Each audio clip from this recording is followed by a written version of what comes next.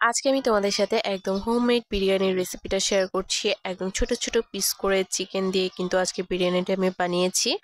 আর এখানে প্রথমে আমি চালটাকে ধুয়ে নিয়েছি, হাফ কেজির মতো চাল আছে। আর এখানে হাফ কেজির থেকে একটু কম পরিমাণে চিকেন নিয়েছি, আর চিকেনের পিসগুলোকে কিন্তু একদম ছোট ছোট করে কাট করে নিয়েছি।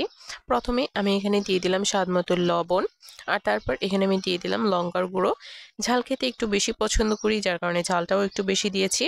ঝালটা আপনাদের পরিমাণ অনুযায়ী দিবেন। তারপর আমি এখানে দিয়েছি ধনিয়া গুঁড়ো প্রায় হাফ চা চামচের মতো। তারপর দিয়ে দিচ্ছি এখানে টক দই। টক দইটা কিন্তু আমার হোমমেড, এর জন্য একটু পাতলা মনে হচ্ছে দেখে। তারপর এখানে আমি দিয়ে দিচ্ছি 1 চা চামচ আদা রসুন বাটা।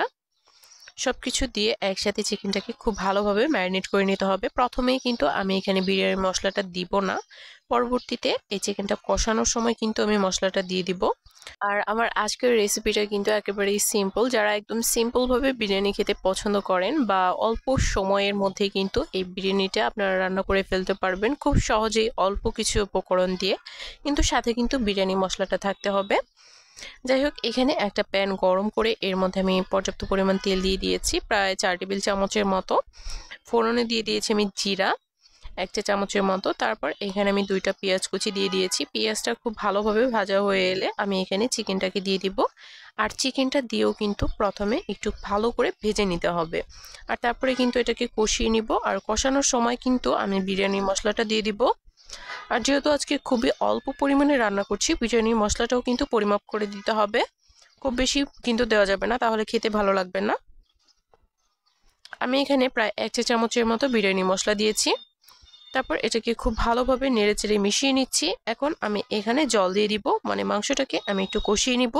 এভাবে বিরিয়ানি রান্না করলে কিন্তু আমার কাছে বেশ ভালো লাগে, রান্না করতেও ভালো লাগে, আবার খেতেও ভালো লাগে। আর চিকেনের পিসগুলো যেহেতু একদম ছোট ছোট, তো সার্ভ করার সময় কিন্তু ঝামেলা হয় না। যতজনই হোক না কেন, যদি চালের পরিমাণটা ঠিক থাকে বিরিয়ানিতেও কিন্তু হয়ে যাবে। যাই হোক, চিকেনটাকে কিন্তু আমি একদিকে কষিয়ে নিচ্ছি। আর এখানে কিন্তু অন্য একটা প্যানে আমি কিছুটা পরিমাণ তেল গরম করে ফোড়নে জিরা দিয়ে দিয়েছি, আর পেঁয়াজ দিয়ে দিয়েছি। পেঁয়াজটাকে প্রথমে হালকা করে ভেজে এখানে আমি দিয়ে দিলাম চালটাকে কিন্তু আমি অনেক আগেই ধুয়ে জল ঝরিয়ে রেখেছিলাম। চালটা দিয়ে এখন খুব ভালোভাবে ভেজে নিব। আর এখানে আমি স্বাদ মতো লবণ দিয়ে দিলাম। ভাজার সময় কিন্তু অবশ্যই লবণটা দিয়ে দিতে হবে।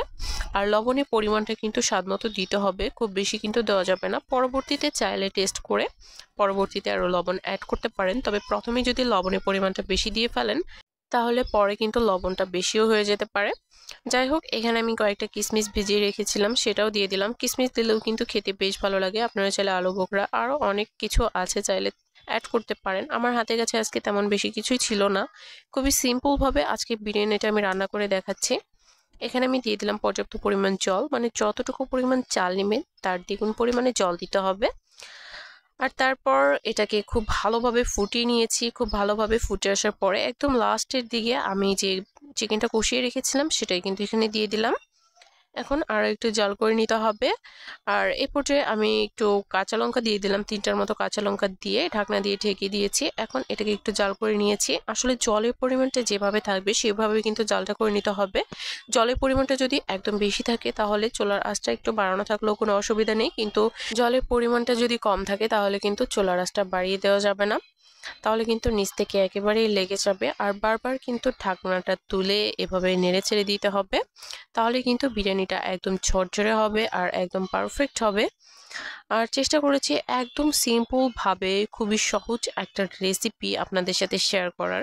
এই বিরিয়ানিটা কিন্তু খেতেও বেশ ভালো লাগে। আপনারা চাইলে কিন্তু চিকেনের পরিমাণটা আরও বাড়িয়ে দিতে পারেন। এখানে হাফ কেজি চালের জন্য আমার চিকেনটা কিন্তু একটু কম হয়ে গিয়েছে, দেখেই বুঝতে পারছেন চিকেনের পরিমাণটা এখানে খুবই কম আছে। কিন্তু এটা খেতে কিন্তু আমার কাছে বেশ ভালো লেগেছে, আপনারা ওইভাবে ট্রাই করে দেখতে পারেন। আর ভিডিওটি ভালো লাগলে অবশ্যই একটা শেয়ার দিয়ে পাশে থাকবেন। আজকের মতো এই পর্যন্তই।